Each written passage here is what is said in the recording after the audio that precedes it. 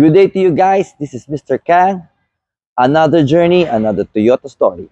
Some of you guys have already watched yung viral video na nangyari sa Maguindanao, no, involving yung Toyota Land Cruiser and isang politician, no, parang inambush. Ginamit pa ng grenade launcher, no.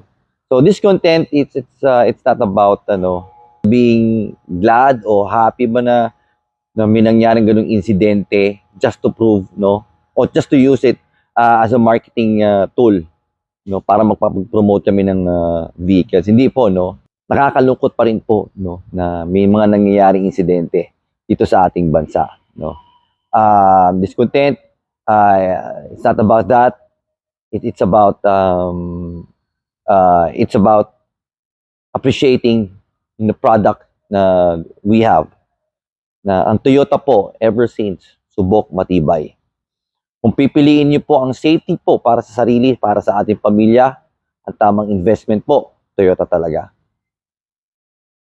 Land Cruiser 300, white, black, and even gray meron kami. Just PM us directly, or call Mr. Kang.